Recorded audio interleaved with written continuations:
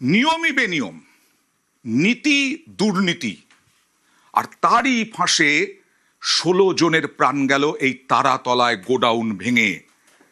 একজন বাবা তার 3 সন্তানকে হারালেন। 6 জন মিলে, পরিবারের 6 জন মিলে কাজ করতে এসেছিলেন রুজি রুটির খোঁজে। বাবা তার 3 সন্তানকে হারালেন। এই যে বাবা দেখুন, চোয়াল ভেঙে গেছে। তার 2 সন্তান বেঁচে, 2 সন্তানকে নিয়ে অবশেষে 2 সন্তানকে নিয়ে তিনি বাড়ি ফিরছেন। 3 ছেলেকে হারালেন। কি কোথাকার বাসিন্দা, কেন 6 জন মিলে কাজ করতে এসেছিলেন? সরাসরি কথা বলবো প্রতিনিধি অভিজিতের সঙ্গে। অভিজিৎ। অয়ন, এই গোটা পরিবার শুধু এই বিহারের রাজেন্দ্র কুমার রামের পরিবার নয়, বিহারের মুঙ্গেরের এই রাজেন্দ্র কুমার রাম যেমন রয়েছেন বিভিন্ন জায়গা থেকে, আমাদের উত্তর 24 পরগনার শ্যামনগর, দক্ষিণ 24 পরগনার বাসন্তী, এরা বিভিন্ন গ্রুপ করে করে কেউ ঢালাইয়ের কাজে আসেন, ঢালাইয়ের রড বাঁধার জন্য এসেছেন, কেউ জল দেওয়ার কাজের জন্য এসেছিলেন, কেউ বা পাইপ লাইনের কাজের জন্য এসেছিলেন। এবং এই বিহারের মুঙ্গেরের এই যে রাজেন্দ্র কুমার রাম, এর গোটা পরিবার, প্রায় গোটা পরিবারই নিশ্চিহ্ন। 3 ছেলে মারা গেছেন। ঘি কুমার মাত্র 19 বছর বয়স, মন্নু কুমার 17 বছর বয়স, আর আজকে আইডেন্টিফাই হয়েছে সিঞ্চন কুমার, তারও 26 বছর বয়স, কোন রকমে বেঁচে ফিরেছেন। শহীদ কুমার 22 বছর বয়স। ফলে বলা মানে কি পরিস্থিতি। এবং তারা সত্যি রুটি রুজির জন্যই বিহার থেকে, বিহারের মুঙ্গের থেকে তারা এখানে এসেছিলেন আরো একটু বেশি মজুরির আশায়। অভিজিৎ, বড় বড় রাঘব বোয়াল, তাদের দুর্নীতি, তাদের বেনিয়ম, আর তার জন্য এই বাবা তার 3 ছেলেকে হারালেন। অভিজিৎ। নিঃসন্দেহে রাঘব বোয়ালরা যে বড় মাছেরা যারা জাল পেতেছিল, তারা ভাবেননি এই চুনোপুটিদের কথা। কারণ এই মানুষগুলো খেটে খাওয়া মানুষ, ঠিক দরিদ্র, দিন আনা দিন খাওয়া মানুষ, যারা 1000 টাকা রোজের জন্য সেদিন কাজ করতে এসেছিল। অন্য সময় হয়তো 500 টাকা 600 টাকা ডেলি লেবারের কাজের মজুরি, আর ঢালাইয়ের কাজের জন্য 1000 টাকা মজুরি। অনেকেই ওই দিন প্রথম কাজে এসেছিল, আর প্রথম কাজে এসেই এই ছোট্ট 17 বছর, 19 বছর, 21 বছরের এই তরতাজা ছেলেরা তাদেরকে প্রাণ দিতে হলো এদের জন্যই, রাঘব বোয়ালদের দুর্নীতির জন্য। বাবাকে দেখুন, চোয়াল ভেঙে গেছে বাবার। বেঁচে ফিরেছেন আরো 2 ছেলে। মানিক চাঁদ কোন রকমে বেঁচে ফিরেছেন। কি বলছেন তার অভিজ্ঞতার কথা দেখুন। बजरंगबली के नाम लेके कोई रास्ता दो है, এইটা হচ্ছে जिंदा रख लो तो निकाल दो यहाँ। আর কত বড় মানসিক জোর। সেই সময়ে তিনি ওই রকম বিপর্যয়ের মধ্যেও মানিক চাঁদ। उस दिन क्या हुआ था एग्जैक्टली बताइए। उस दिन हुआ था यही कि अचानक मतलब बिल्डिंग गिर पड़ा सबका सर पे। और आप उधर थे? हाँ, हम थे। काम करने का वक्त क्या आपको यही लगा था उस जो स्ट्रक्चर है उसमें प्रॉब्लम है? बस हम इतना जानते हैं कि वो जो इंजीनियर मतलब पास किया था बिल्डिंग को, तो वो मतलब किस सोच के पास किया था हमको ये उतना मतलब चौला ढलाई होता है और ऊपर से ढलाई कर रहा था, वही सबसे बड़ी गलती था।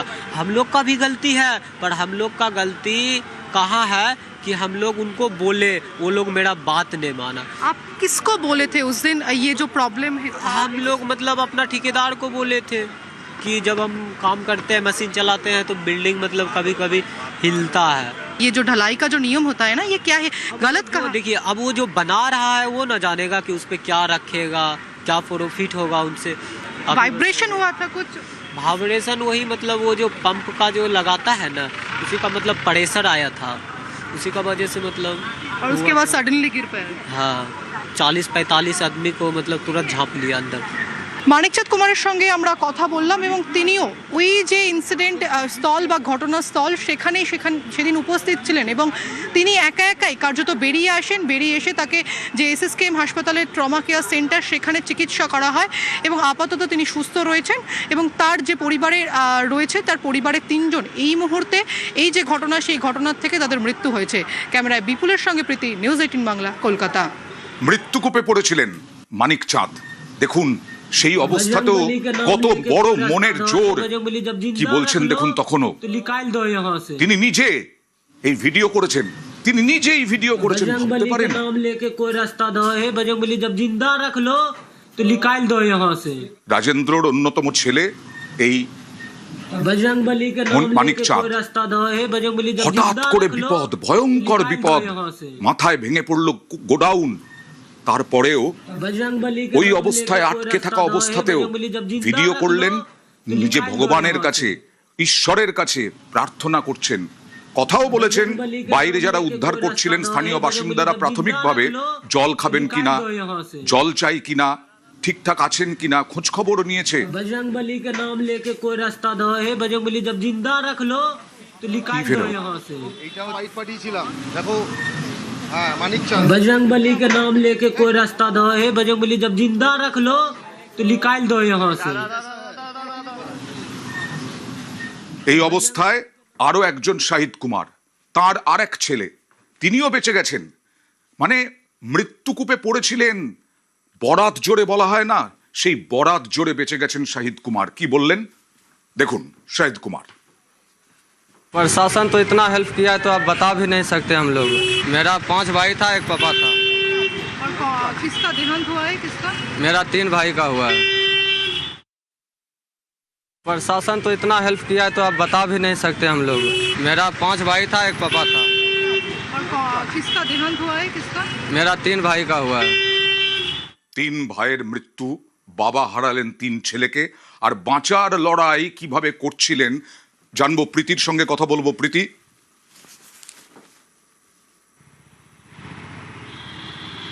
অরুণ, আমরা একটা কবিতা সকলেই শুনেছি, রবীন্দ্রনাথ ঠাকুরের মৃত্যুঞ্জয়। কার্যত এই দুই ভাই এবং তার বাবা, তারা কিন্তু মৃত্যুঞ্জয়, একেবারে মৃত্যুকে সামনে থেকে দেখেছেন তারা।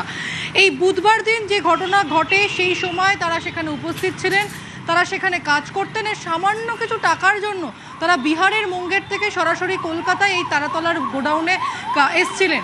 যেমনটা তিনি বললেন আমাদেরকে এই মানিক চাঁদ কুমার, যে সেদিন এবং তার আগে এই যে স্ট্রাকচারাল ইঞ্জিনিয়াররা বলছেন না বারবার যে এই পুরো নকশার মধ্যে গলদ ছিল, এই বিষয়টা তিনি তার সুপারভাইজারকে জানিয়েছিলেন যে যেভাবে হচ্ছে কলম ওঠে, যেভাবে ঢালাই হয়, ঠিক একই নিয়ম মেনে কিন্তু সেই গোডাউনে ঢালাই হচ্ছে না। তারপরেও তার যে কথা, অর্থাৎ মানিক চাঁদ যে কথা বলেন, সেই কথা কেউ শোনেননি এবং তার ফল আমরা দেখলাম বুধবার দিন আস্ত একটা গোডাউন সেই গোডাউন ভেঙে পড়ে গেল এবং মানিক চাঁদ, তার সঙ্গে সঙ্গে তার ভাই শহীদ কুমার এবং তাদের বাবা সেখানেই আটকে পড়েন। এছাড়াও তাদের পরিবারের আরও 3 সদস্য যারা বিহারের মুঙ্গের থেকে এসেছিলেন, তাদের ইতিমধ্যে ঘটনাস্থলে মৃত্যু হয় এবং তাদেরকে ইতিমধ্যে শনাক্তকরণ করে তাদের বডি কিন্তু দুর্নীতি, বেনিয়ম, সমস্ত কিছুর মাসুল দিতে হলো বাবার 3 ছেলেকে। আর যারা বেঁচে গেছেন তারা এখন বাবা 2 ছেলেকে নিয়ে ফিরছেন। দেখুন সেই হাড় হিম করা ভিডিও আরেকবার। এখানেও বাঁচার লড়াই, শেষ মুহূর্তের আরতি দেখুন। बस निकाल लो काट दो ज्यादा जल्दी। आपके पास जो ऊपर से हवा आ रही है क्या? नहीं आ रहा है। बस दादा आप पहुंच रहे, 1 मिनट और लगेगा आपके पास पहुंचने में। बस दादा सुरक्षित हो भाई आप, बस आपको भगवान ने बचाया। बस दादा आपके पास चिलगा पहुंच रहे, वो काटा है वहाँ। আশ্বস্ত করছেন উদ্ধারকারী দল।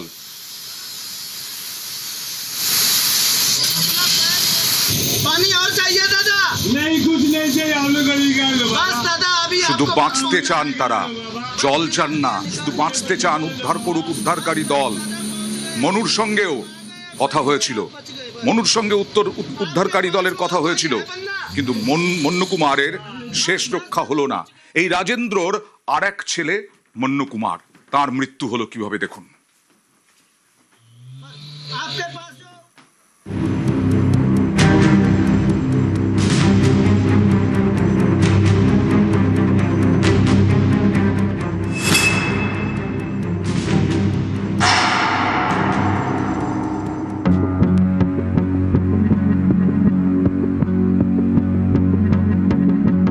একটা ফোন কল প্রাণ বাঁচিয়েছিল তার,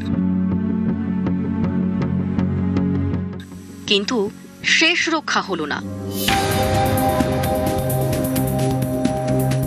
তারাতলার ধ্বংসস্তূপের নিচ থেকে উদ্ধার হওয়ার 24 ঘন্টার মধ্যেই মারা গেলেন বিহারের বাসিন্দা মনু কুমার।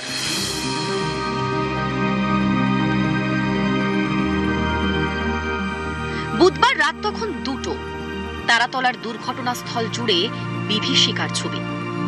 ভেতরে আটকে পড়া মানুষের বাঁচার আরতি, বাইরে যুদ্ধকালীন তৎপরতায় উদ্ধার কাজ।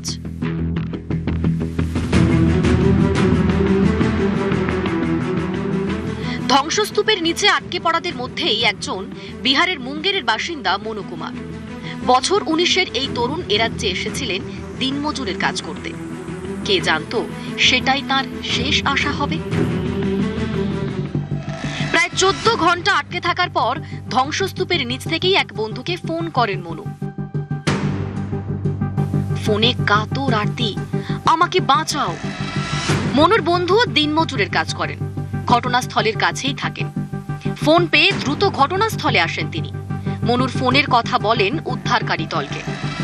মনু কুমারের মোবাইল ফোনের লোকেশন ট্র্যাক করতে শুরু করে সেনাবাহিনী। লোকেশন ট্র্যাক করে বুধবার ভোর 6টা নাগাদ মনুকে উদ্ধার করা হয়।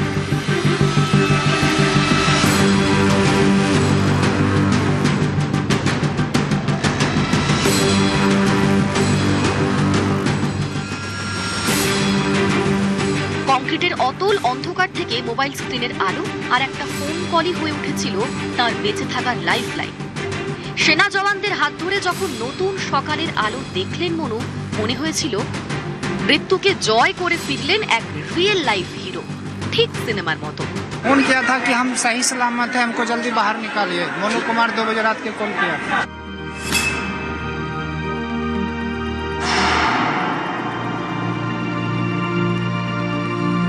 উদ্ধারের পর এসএসকেএম এর ট্রমা কেয়ারে তার চিকিৎসা চলছিল। সেখানেই মৃত্যু। উদ্ধার হয়েও শেষ রক্ষা হলো না।